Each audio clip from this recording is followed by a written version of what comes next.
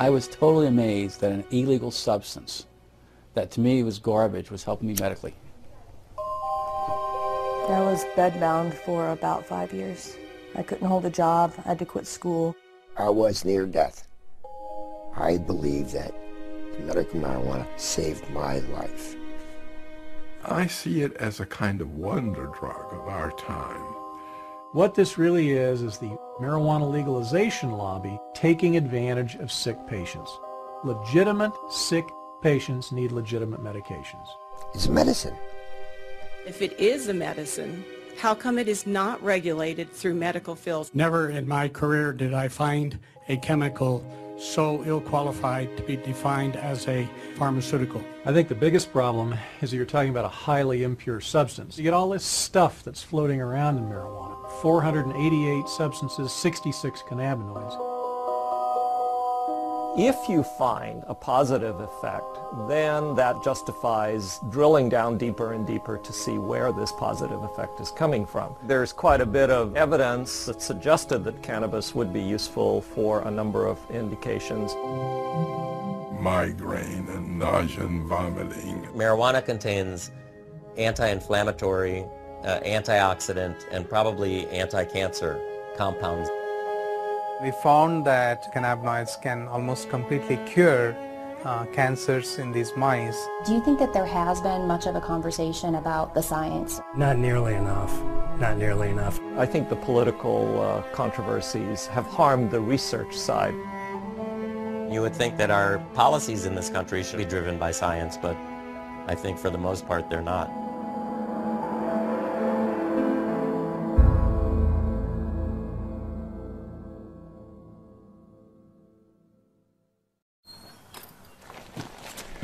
I'm not one for just sitting around. I got to be out, and it's outdoor stuff. I'm not much for going to a gym to work out. My physical exercise, I have to be outdoors doing it. For Point Hatfield, the mountains and rivers of Montana have always been a certain kind of therapy. Running and river guiding in the summer and teaching backcountry skiing in the winter have helped him through life's many difficulties. But the greatest challenge of his life took the outdoors away from him. It was like 2 days after New Year's. It just dumped 2 feet of snow, and a group of us skied from Mammoth down to Gardner after work, and we went out for dinner. And when we were sitting having dinner, I just went like this, and there's a lump there. I had a radical neck disectomy. So they cut out this side of my neck. They took out the cleidosterniomastus muscle and all the lymph nodes. But the cancer came back. 2 more tumors and another surgery later, it was clear Hatfield would have to endure chemotherapy and radiation. Chemo and radiation were horrible, literally horrible, because I was throwing up almost all day long, every day. I zapped every ounce of life I had in me, just about. I was just hanging on by a thread.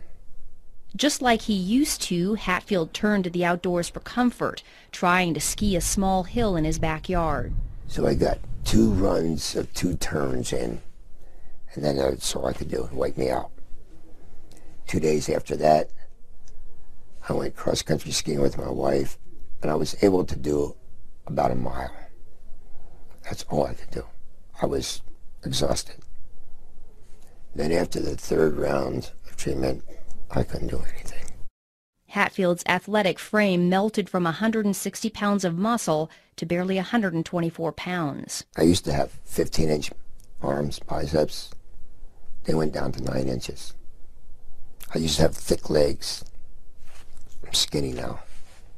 I'm not used to being skinny. Are there things that you know that kind of trigger your nausea and things like that? No, it just comes. Just like that, it just comes. And we've used the other anti-nausea medications with you. I was on Ativan. I was on Zoloft. I think Zofran too. And there was a couple of steroids that I or a patch with, I think there was a couple other drugs too that they tried. Dr. Jack Hensold is Hatfield's oncologist. He says these are common anti-nausea medications that work for most patients. We have very good anti-nausea medications now, and you know, I make a little bit of an advertisement for that right now. People don't get sick on chemotherapy as they used to because the standard anti-nausea medications are so good. But Point Hatfield wasn't one of those patients. They just did not work. Not at all? Not at all. Didn't alleviate anything. So what was the next step?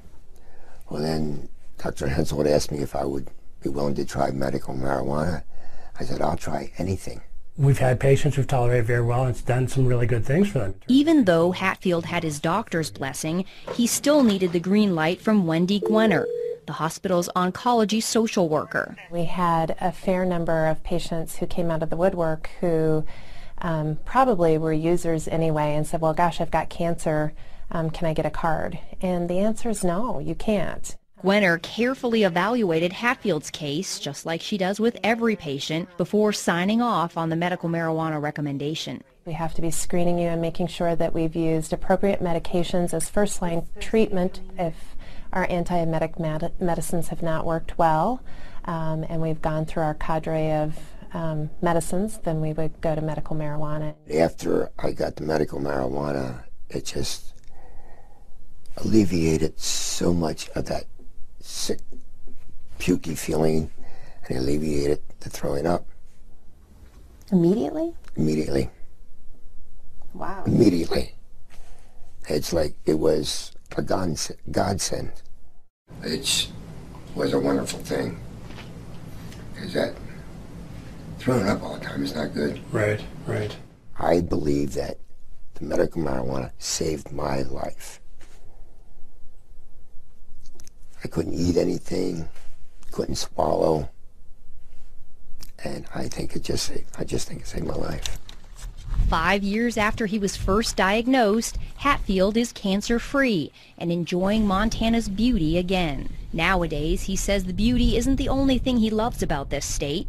He loves the progressive voters who passed the state's compassionate use medical marijuana law in 2004, allowing patients like him the option of using a drug at the center of a growing controversy.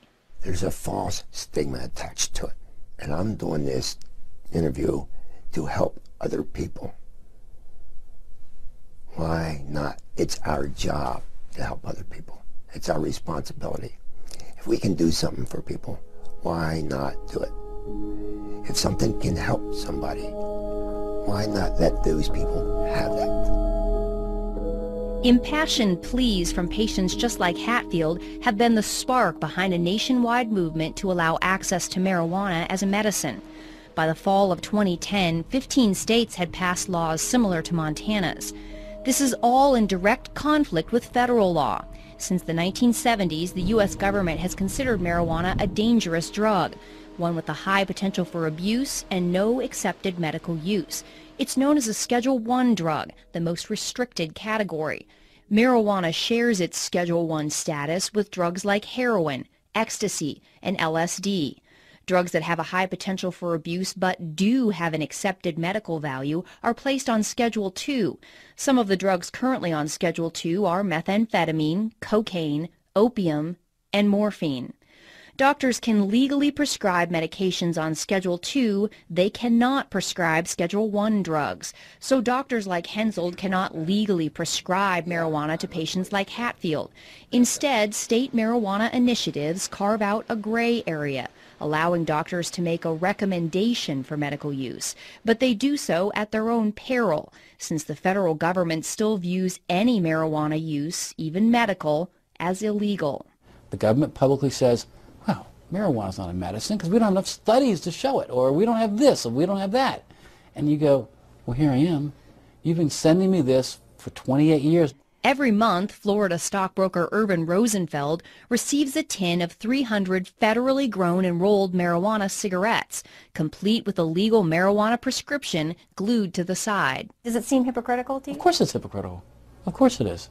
I mean, the fact they've been giving it to me for all this time, they've given me over 120,000 medical marijuana cigarettes so far in my lifetime. In the 28 years, 120,000.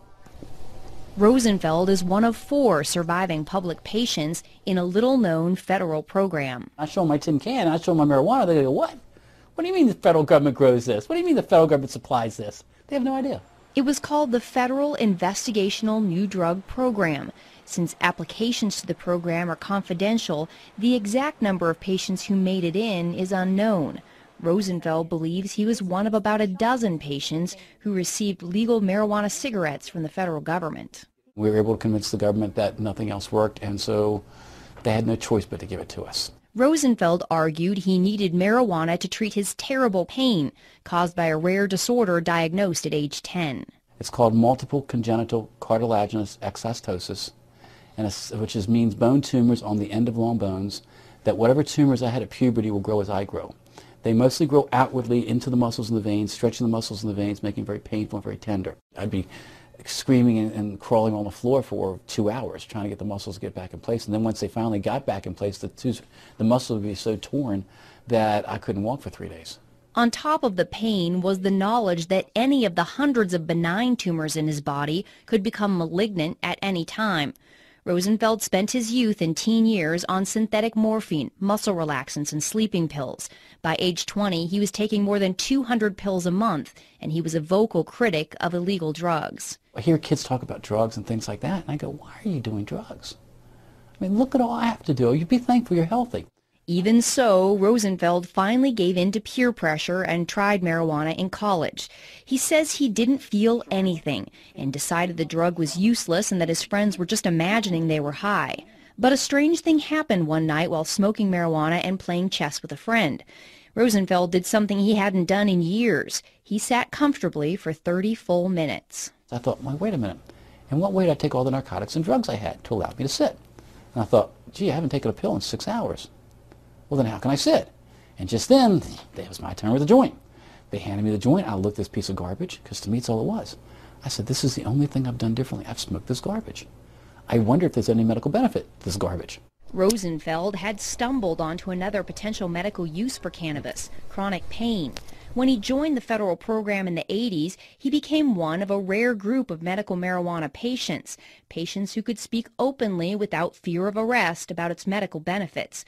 Their stories added some legitimacy to an expanding body of anecdotal evidence. Medical marijuana has grown to a point where the government looks foolish saying it's not a medicine. It is a medicine. 82-year-old retired Harvard professor Dr. Lester Grinspoon is well versed in the anecdotal evidence surrounding medical marijuana.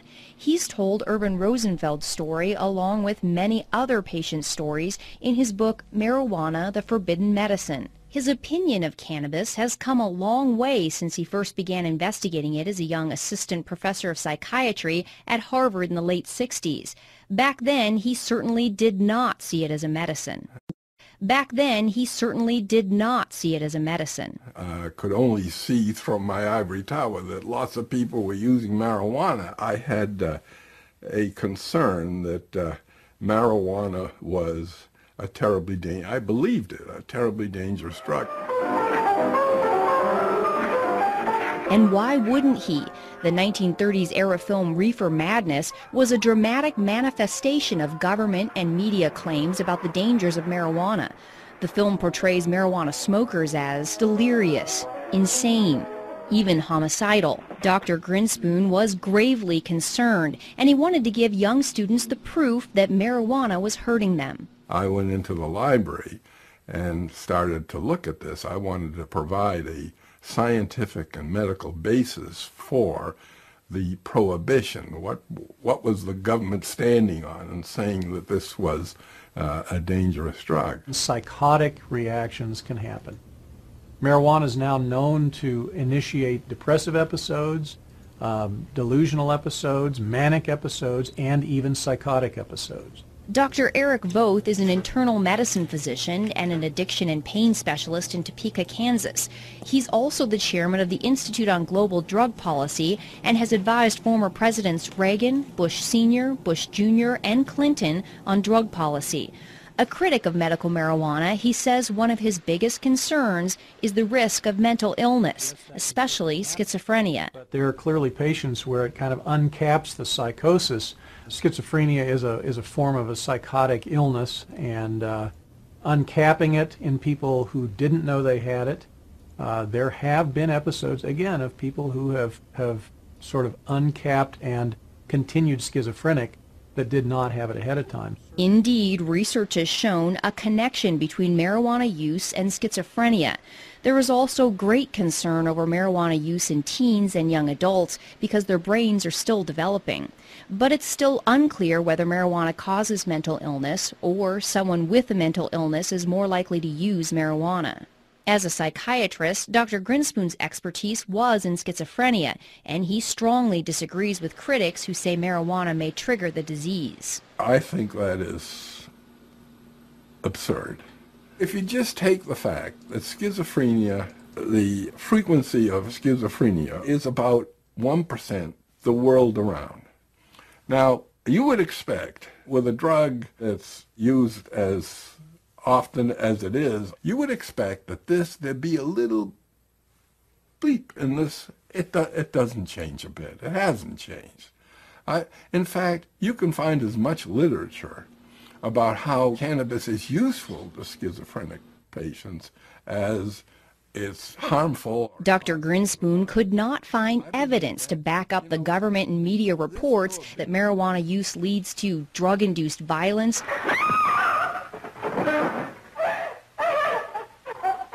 and incurable insanity. He is hopelessly and incurably insane, a condition caused by the drug marijuana to which he was addicted. This substance, the most harmful thing about it was not any inherent psychopharmacological property of the drug, but rather the way we as a society were treating the people who use this drug. It's been a medicine for about 3,000 years now. It only hasn't been a medicine in this country for 68 years. I say in the scheme of things, it's been a medicine a whole lot longer than it hasn't been. Dr. Donald Abrams is a professor of clinical medicine at the University of California, San Francisco, and an oncology physician at San Francisco General Hospital.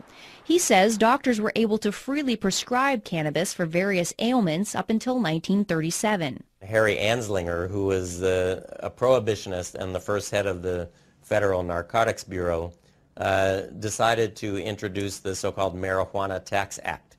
Physicians in the United States knew the medicine as cannabis, and by using marijuana, he sort of did an end run around the medical community. The act imposed a high tax on medical marijuana and such onerous registration and reporting requirements that it effectively banned its use as a medicine altogether.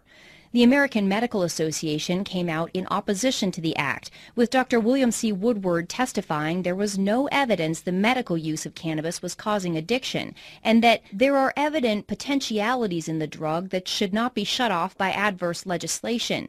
He opined that it's impossible to foresee how much the new regulations will deprive the public of the benefits of a drug that, on further research, may prove to be of substantial value.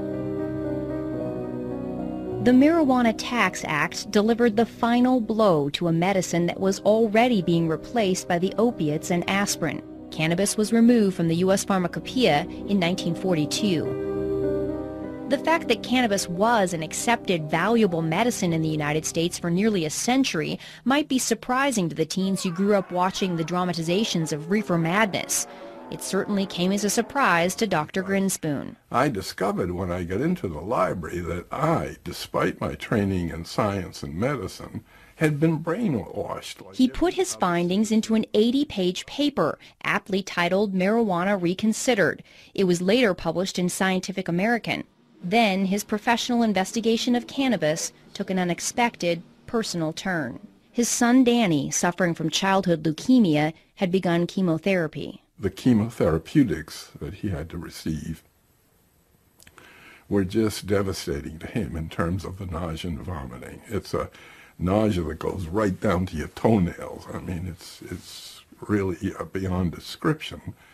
Even with all his prior research, Dr. Grinspoon still had no idea that marijuana might be able to stop Danny's chemotherapy-induced nausea. One night at a dinner party, an oncology doctor who had read his paper on marijuana related the story of a 17-year-old with leukemia who used marijuana to treat his terrible nausea. On the way home from there in the car, my wife, Betsy, asked me, don't you think we ought to get a little bit of marijuana for Danny the next time he gets? And I said, I'm almost ashamed to say this. I said, no, that would be breaking the law, and I don't want to offend the physicians, who are taking care of him. So I was against it. She's a rather plucky woman, and next time he came in for his chemotherapy, she went up to the Wellesley High School parking lot, and they found his friend Mark, and asked him if Mrs. Grinspoon, wanted a little bit of marijuana. When Dr. Grinspoon showed up for Danny's chemo treatment, he was surprised to find his wife and Danny so relaxed. They were joking, and he was smiling, and no problem. He got on the gurney, had the injection, and whereas before, with this particular chemo, he became nauseous, felt awful right away, and the race to get home before he started to vomit, and then in a bed with a bucket at his side there until it was just dry heaves. That day, he got off the gurney, he said, hey, Mom, there's a sub sandwich on Brookline Avenue, I noticed. Could we get a sub on the way home? When he discovered Danny had smoked marijuana, Dr. Grinspoon was not angry. He was relieved. And I called the doctor, the attending who was taking care of him, and I said, I'm not going to stand in his way doing this again. He said, don't. And don't have him do it in the parking lot. I want to see this myself. And so it went. He never had any difficulty with nausea and vomiting. With the further treatments for as long as he lived, he was free of that anxiety. And I can tell you, it was not only a relief for him, it was a relief for his parents and his siblings. It was a godsend. Not surprisingly, Dr. Grinspoon has become an ardent supporter of legalizing marijuana for medical use. People who suffer from these symptoms and syndromes, depending on just how serious they are, that's always accompanied by anxiety. And to take and artificially impose another level of anxiety, the anxiety involved in doing something which is illegal, for which you can be punished, is cruel. By the 1980s, scientific interest in cannabis had begun to catch up with the personal experiences.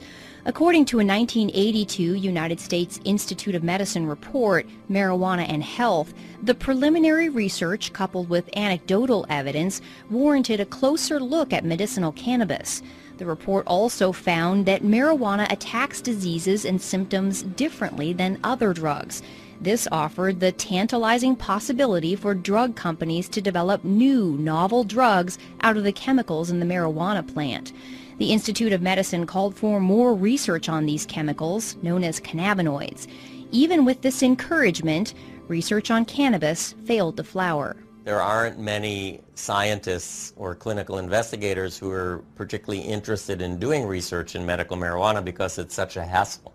Marijuana's Schedule I status means Dr. Abrams has to get approval from more than a half dozen regulatory bodies before he can start a cannabis medical trial. There are so many roadblocks that you have to go through. Marijuana is an illegal substance that I think a lot of investigators and even organizations just don't want to get involved in something that is so controversial. Dr. Igor Grant is a professor of psychiatry and the director of the California-based Center for Medicinal Cannabis Research.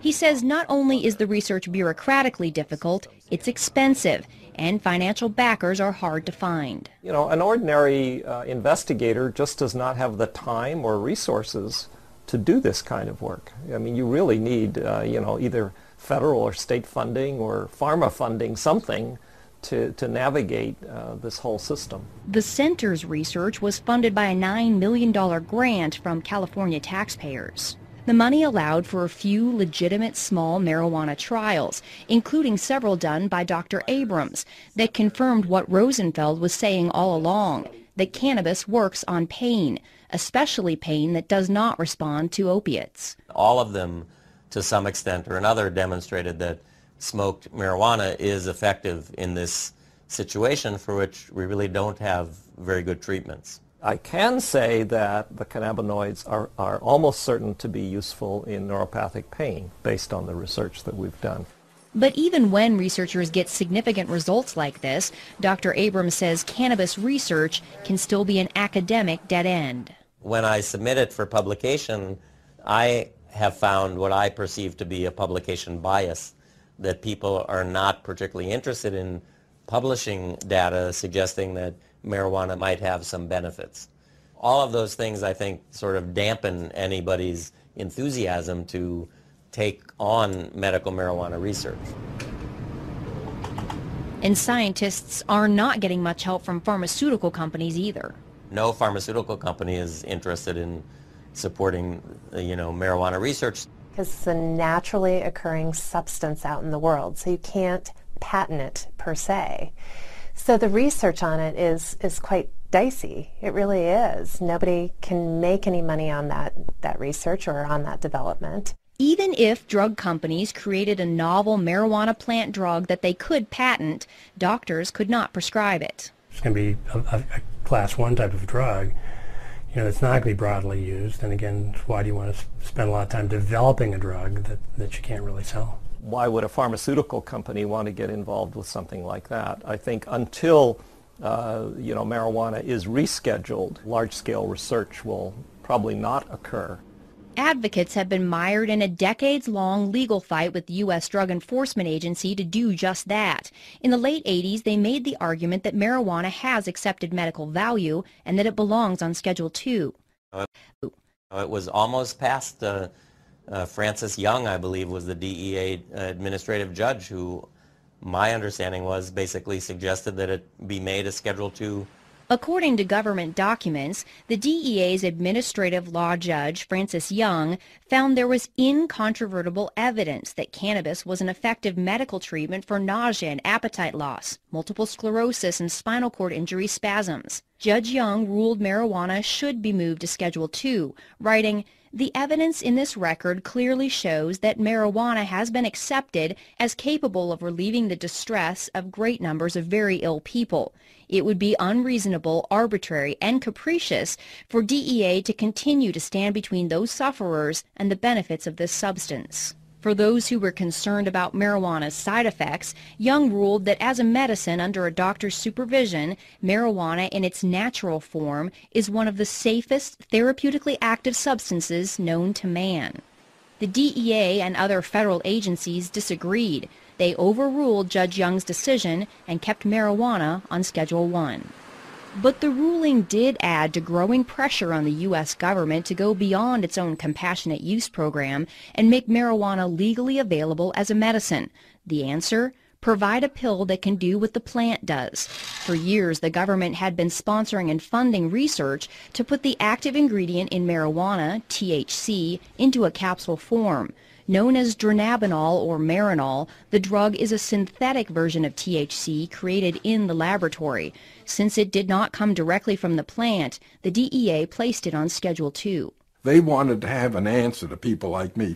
There is a medicine out there that people can buy. They don't have to use herbal marijuana. Dr. Grinspoon says the problem is Marinol does not work as well as marijuana. You take people who have used both herbal marijuana, smoked it or ingested it, and Marinol or dronabinol. Every time, never an exception. Oh, I much prefer herbal marijuana. It was my experience when AIDS patients first started taking dronabinol back in 1992 that they didn't like it. The absorption when taken orally of THC is very variable and low. The gut only absorbs 12%, plus or minus a few percent depending on the individual. The problem with taking it through the gut, you have to wait for an hour and a half to 2 hours to know whether you're getting relief from the pain or the nausea or whatever it is you're trying to relieve. How does Marinol compare in all this? I was talking earlier. I mean, do you feel like it's as effective as the plant or no? No. I do not believe Marinol is as effective as marijuana or THC. And why do you say that? I've never really seen it work. We've added on, it's expensive, and I've never had a patient who seemed to get much benefit from it. We really haven't had very much success with patients with Marinol for any side effect management. So there's something that is lost in with the THC in that processing. Dr. Abrams says what's lost in the processing are all the other cannabinoids in the plant, some of which are known to mitigate the high associated with THC, making the patient feel more relaxed instead of anxious. There are 400 other compounds in the plant, including 70 other sort of lookalikes to delta-9 THC, and those are all there for a reason. They provide balance, if you will, the yin and the yang, and my opinion that you lose that balance when you remove the single most psychoactive component from the plant and use that as a pharmaceutical. I've used Marinol on some patients selectively. I've not had any problem with Marinol. Dr. Voth says while he's not overly impressed with Marinol, he would rather have patients take a pill. He says telling a patient to smoke an illegal plant is substandard medicine. I treat a lot of sick patients with all sorts of different pain and neuropathic disorders and cancer, etc. And I cannot think of one circumstance in 27 years of active practice that I've had to say, well, it's time for you to smoke dope. I just haven't. And that includes terminal patients and hospice patients. Anyone who says that, we have adequate treatments for all of the conditions for which marijuana is purported to have some effect, I don't think that is a correct statement. I think the fact is that we have a lot of difficult to treat conditions, and there may be a niche or a place for the cannabinoids with some of those conditions. Oncology social worker Wendy Gwenner agrees. She's personally seen patients who don't get adequate relief from the anti-nausea drugs. And when it comes to getting patients to eat, it is far and away the best medication that we have for chronic wasting and for increasing appetite in cancer patients. There's probably nothing that works as well for appetite stimulation that we have as marijuana. But Dr. Hensoldt says cannabis does have one side effect that certain patients don't like, namely the high. Most of the side effects I worry about with patients are really the euphoria and the altered sense of consciousness that people get, and whether they'll tolerate that or not. Generally, you'd consider a high as an adverse effect, so that adverse side effect for people who don't want to be high is really a problem. For other patients, though, the high could be part of the therapeutic effect. A 1999 U.S. Institute of Medicine report on marijuana found the drug's anti-anxiety and sedative effects could be a benefit. I can't convince myself that the psychoactive part doesn't play a part. If they feel good, that's terrific. But does feeling good lead to addiction? Absolutely. Marijuana is habituating, addictive, whatever you want to call it. Dr. Voth says marijuana has about the same addictive potential as alcohol. The 1999 government report found marijuana was slightly less addictive than alcohol, with 9% of all users experiencing addiction. And marijuana does not have the extreme physical withdrawal symptoms that alcohol and other drugs do. Potential for withdrawal is really minimal because the cannabinoids are stored in fat, so that if you stop using marijuana abruptly, it still leaches out from fat over a number of days, so you don't get a precipitous withdrawal.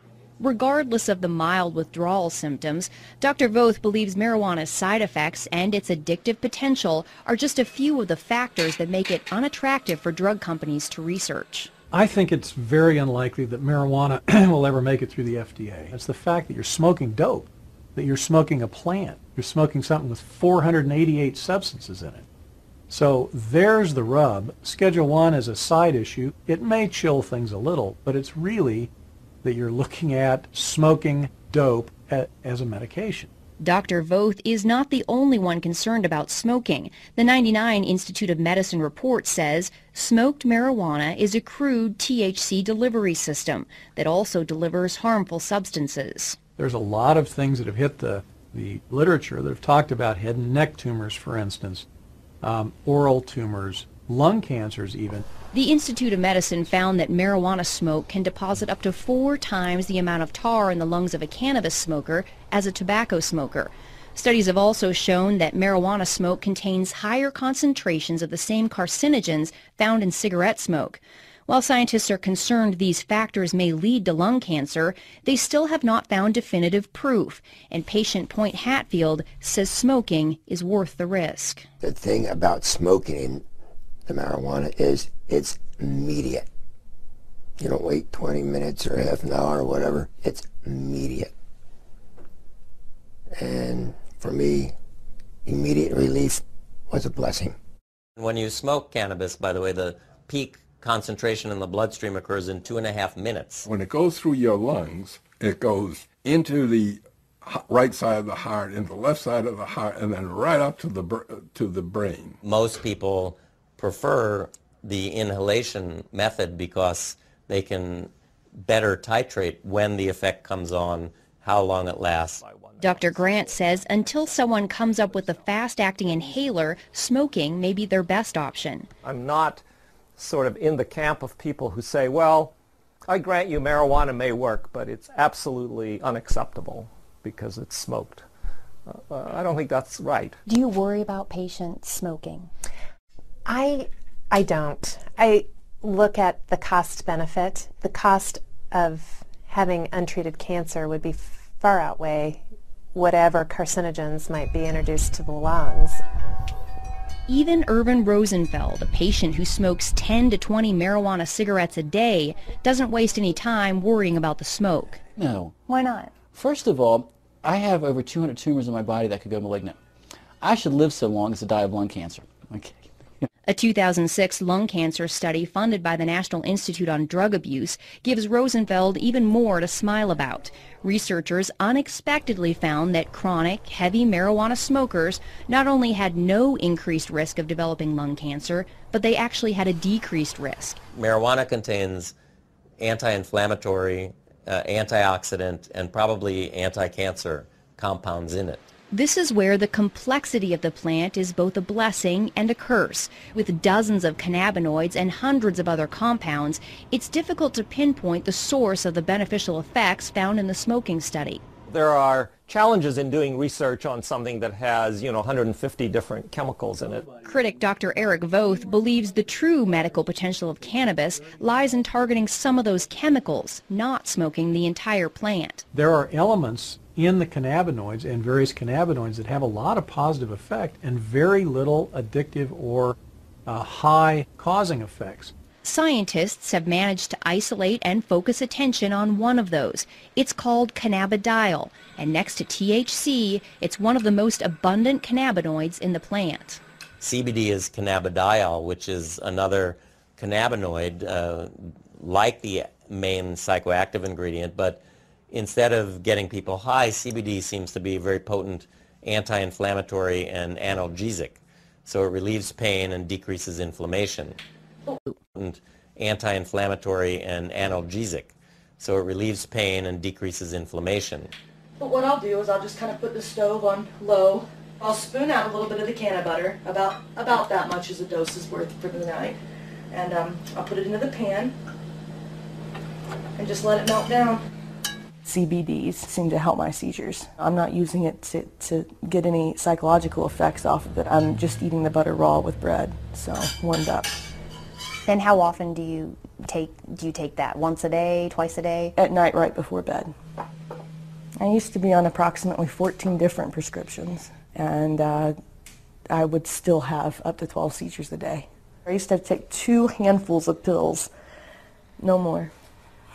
While this 27-year-old epilepsy patient is relieved to be taking medical marijuana, she's considerably more anxious about showing her face and has requested we conceal her identity. Why do you not want to show your face?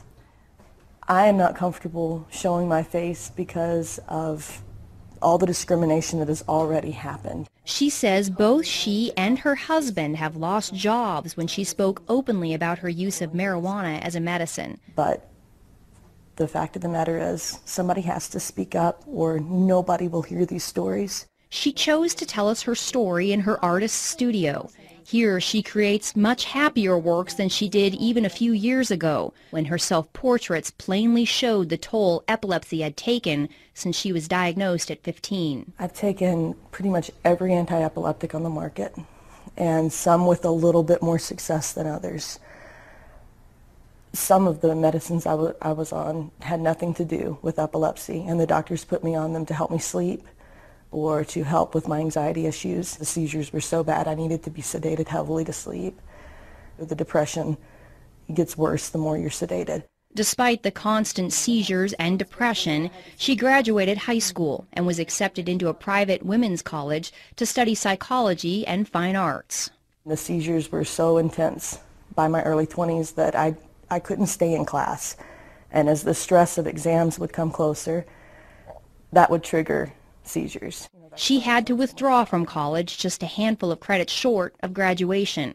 The seizures were so bad and the medication so debilitating that getting a job wasn't even an option.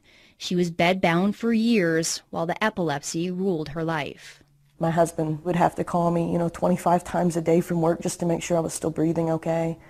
I could not shower by myself because if I slipped and fell, it only takes a half inch to drown. So we were living on pins and needles with me having that many. That's when she decided to move to a state with a medical marijuana program. She had read stories about its potential to treat epilepsy, and she wanted legal access to it. How did that impact your seizures? They started slowing down. I had to build it up in my system, and it wasn't until I started ingesting it that they really stopped completely. The potential of the CBDs in marijuana to mitigate epileptic seizures is not new. Scientists who put together the 1982 U.S. Institute of Medicine report found substantial evidence from animal studies to indicate that cannabinoids are effective in blocking seizures and that there is strong support for further investigation into the utility of CBD in human epilepsy. The subsequent 1999 Institute of Medicine report was less enthusiastic, saying the solid scientific evidence still isn't there yet, and it was unlikely to be a fruitful area for drug research. I'm not waiting for the FDA approval to come through. I know how it affects my body, and that's one thing that I've learned through taking prescription drugs all these years. I have to know how this stuff is going to affect me, not what somebody else says it does for them. Not only has it completely stopped her seizures, but she says something in the plant works for her anxiety, depression, and insomnia too. So she sees the scientifically undesirable cornucopia of substances in the plant as a benefit, not a detriment. The fact is it works. It works better than anything I've ever tried, any pill I've ever taken. The cannabinoids have multiple actions. It's not just on pain or, in her case, maybe anti-epileptic action, but for many people, they have a sedative and anti-anxiety effect and so forth. I'm a cancer doctor, and I often suggest to my patients that they consider marijuana for their loss of appetite, nausea, pain, depression, and insomnia. It's one medicine they could use instead of 5. Critics of medical marijuana are highly skeptical of claims it can treat just about everything. How is it possible that one plant has the potential to treat so many different ailments? Intriguing answers started appearing in the early 90s when researchers pinpointed receptors in the brain and the body that bind with the cannabinoids. Receptors can be described as locks on the surface of a cell, and when the correct key binds with the correct lock or receptor, it opens the door and delivers messages. Sometimes the message is that the body is feeling pain. Other times the message may be that there's an invader and the immune system must attack. Scientists located 2 receptors, cannabinoid receptors, one called the CB1 receptor, mainly in the brain, and the other is the CB2 receptor, which is mainly in cells of the immune system. The CB1 receptors are extremely abundant in the brain, but they're also found all over the body in the major organs, the heart, the liver, kidneys, and pancreas. After finding all these locks that accepted the cannabis key, researchers made the next big discovery. The human body makes its own cannabinoids, called endocannabinoids. We have this whole elaborate system where we have these receptors in our brain and in our immune system, and these circulating chemicals that we produce ourselves that really are very, very similar to the chemicals in the marijuana plant. The only difference is that the endocannabinoids that we produce are in such small quantities, and they're also rapidly degraded, so that Therefore, we are not high all the time, or we don't have that feeling of euphoria all the time. Dr. Prakash Nayagarkatti is a professor of pathology and microbiology at the University of South Carolina. For the last decade, he's been doing research on what's become known as the human endocannabinoid system. The precise functions of the endocannabinoid system is it's still being understood, actually. The discovery of the system, however, is already revealing clues that have bolstered the personal stories of relief. The areas of the brain that control nausea and vomiting, chronic pain, and epileptic seizures all have cannabinoid receptors. What do these things do? Well, in the brain and the nervous system, the cannabinoid system seems to exert kind of a dampening effect. It's kind of an internal, I like to think of it as a neurological shock absorber. And when they looked in other animals, they found these receptors were present in basically all animal species. So why do dogs and monkeys, for example, need to have cannabinoid receptors? They must be playing a very critical role in trying to maintain some of the physiological functions. The whole development of the fact that there are cannabinoid receptors in endocannabinoids has really given drug companies and pharmaceutical investigators a lot of opportunity to try to manipulate the body's own cannabinoid system. That's because now they can create synthetic drugs that target the receptors instead of taking chemicals from the plant. By avoiding the plant, they get around the controversies and complications of its Schedule I status. A search of the U.S. patent database reveals numerous large pharmaceutical companies have filed recent patents claiming their cannabinoid receptor drug has the potential to treat almost everything: multiple sclerosis, Alzheimer's, Parkinson's, rheumatoid arthritis, Tourette's, epilepsy, heart disease, obesity, various mental illnesses, and the holy grail of medicine, a cancer cure. We feel that these cannabinoids give us an opportunity to study their functions, and see how we can exploit them, how we can manipulate these cannabinoids and the receptors to find cures for a large number of diseases currently in which there is particularly no cure.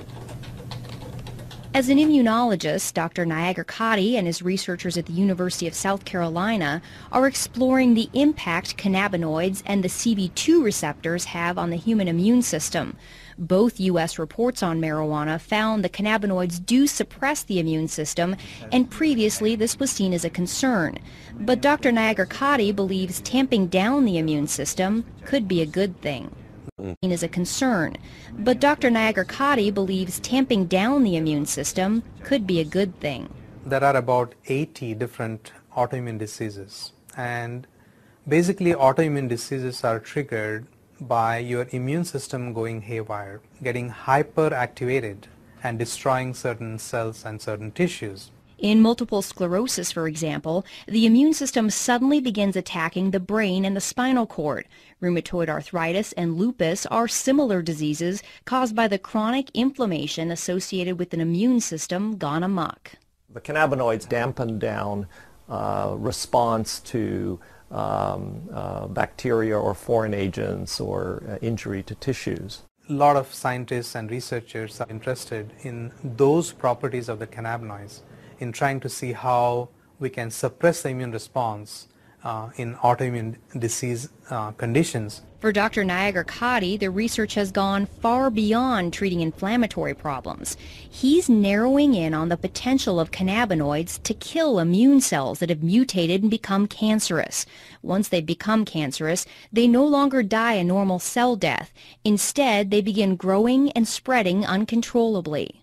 We were one of the first labs to demonstrate basically that not only the immune cells, the normal immune cells express these cannabinoid receptors called the CB2 receptors, but also that when these immune cells get transformed and they become cancer, to our surprise we found that these cancer cells continue to express these CB2 receptors. This was an exciting discovery because the CB2 receptor can act like a target for the cannabinoids. Once they bind with the receptor, they can tell the cancer cell to die. So basically telling the cells basically to commit suicide, and that's what they do. And we demonstrated that that would be the mechanism by which the cannabinoids can kill the cancer, and therefore it can be used effectively as an anti-cancer agent. Dr. Nagar-Katti and his researchers were able to eradicate almost 100% of the cancer in test tubes, but they were skeptical they would see similar results when they moved on to tumors in mice. To our surprise, we found that almost 25 to 30% of the mice completely rejected the tumor. They were completely cured.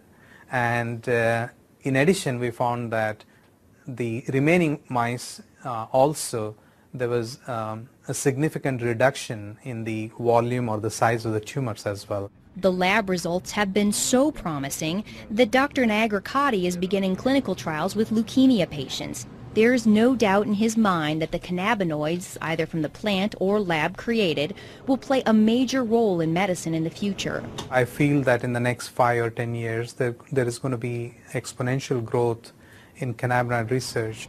It's an area where both the critics and the advocates agree. Scientists are now well on their way to developing medicines based on the cannabinoids. It begs the question, however, will modern medicine eventually make the marijuana plant obsolete? No, it will not. In fact, it will only enhance it. Okay, because now it's more proof that the plant really does work. Okay, and instead of spending $600 a month on buying the pharmaceutical drug, I can grow my own plants. I don't want them to ever take the choice away, because I don't know how long it's going to be before they really find out exactly what is working for me or for others. And right now, having the raw plant available is the best solution, because you have all of it there. You don't have just what they've isolated, just what they've decided is important now. Let's keep it in the corridors of science. Let's keep it in the FDA. Let's do what needs to be done, which is careful, longitudinal, placebo-controlled, crossover, head-to-head studies, and see where it falls out. But let's deliver what's really medicine. That is the individual cannabinoids. They may come across some things that are better than herbal marijuana for one thing or another, and good luck to them. I'd love that. But I never want to see compromised the capacity of people to use herbal marijuana, whether it's because the drug that they've come up with is much more expensive, or it doesn't do as well, or whatever the reason. That people should always have herbal marijuana available to them without any constraints from the law. Patients say for now the question is irrelevant. Science has not yet given them the opportunity to choose between an effective pill or the plant.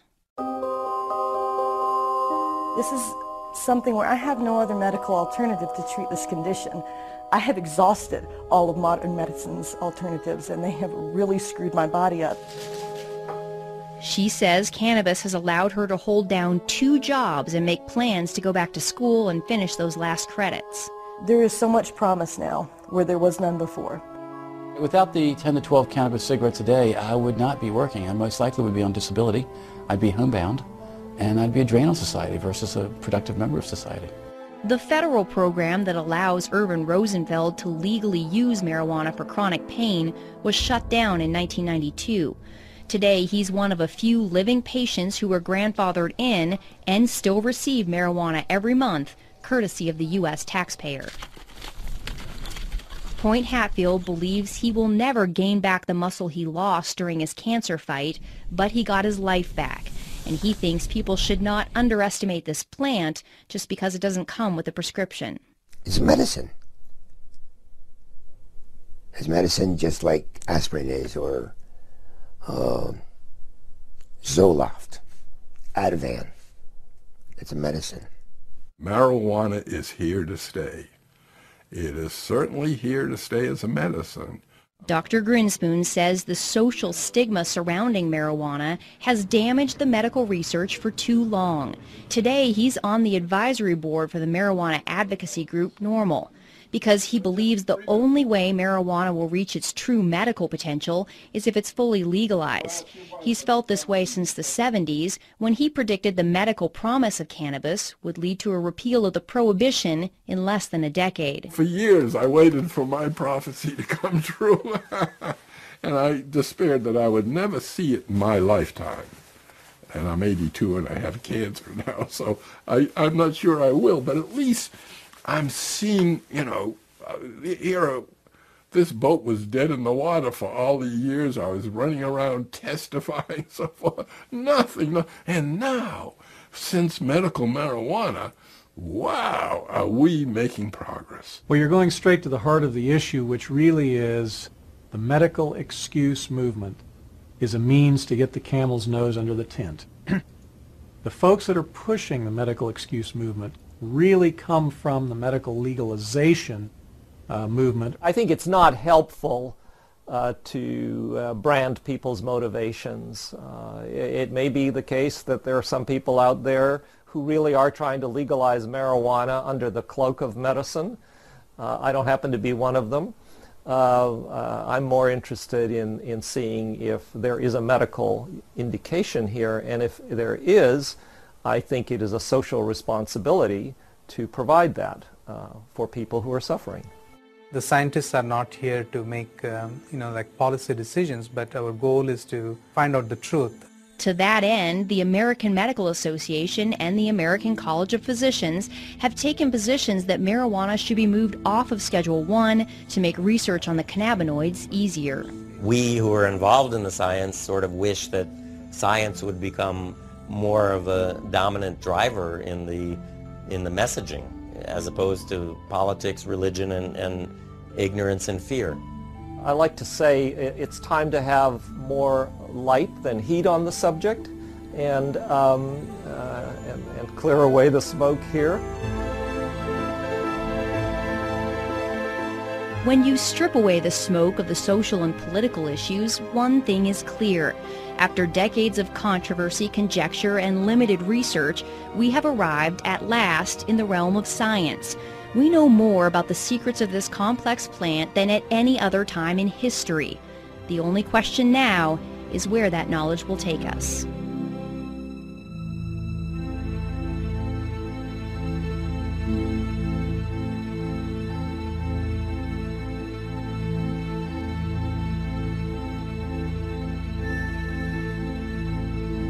Support for this program was made possible by the Friends of Montana PBS and the University of Montana.